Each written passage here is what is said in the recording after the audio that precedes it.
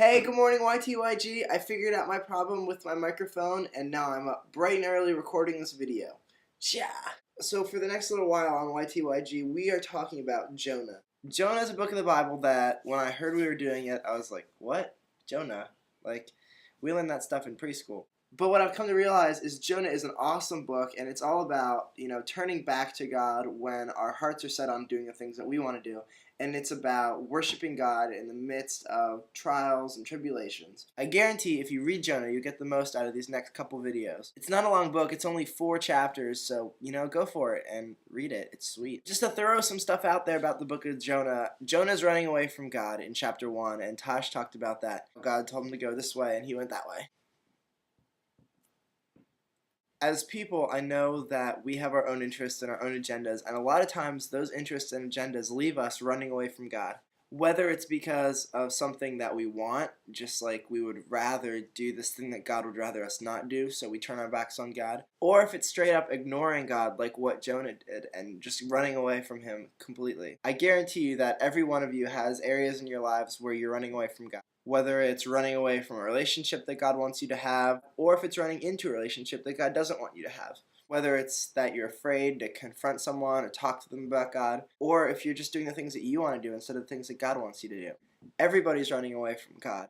Now today we're talking about chapter 2 in Jonah, and this is right after Jonah gets in this hard situation, which is something else everybody deals with. Everybody struggles with hard situations, and that's why I think this book is so applicable to life. Because Jonah gets swallowed by a fish doesn't mean that you can write it off and say, you know what, that'll never happen to me, so I can't get anything out of this book. Everybody has hard stuff happen to them. Jonah in chapter 2 is crying out to God, and he's worshiping God from inside this disgusting and gross fish. Like I said, you should read chapter 2, but I'm going to highlight some of the things that Jonah says. In Jonah's frustration and his anger and all the stuff that he's feeling from being so sternly corrected by God, all the frustration he's feeling from being inside a disgusting fish, he calls out to God and he says stuff like, "In my distress I called to the Lord and He answered me.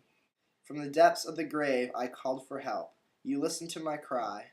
He goes on to say stuff like, "I have been banished from your sight, yet I will look again toward your holy temple. To the roots of the mountains I sank down. The earth barred me in forever.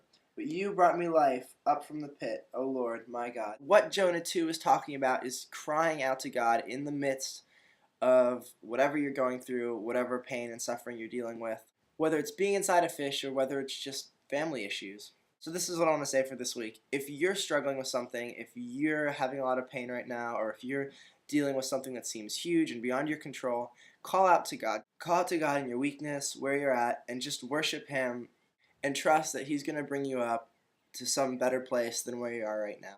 If you want to post a video response, post it about some time when you felt like Jonah, in the belly of a fish and situations totally beyond your control, stuff that you can't do, where you just cried out to God and were like, "God, I really need your help right now." Or maybe you didn't cry out to God. Just post a video about it. We want to hear about it. Alan, Tosh, Megan, and I want to hear about it. Oh yeah, Megan. You'll meet her later. Have a great day, guys. Be blessed.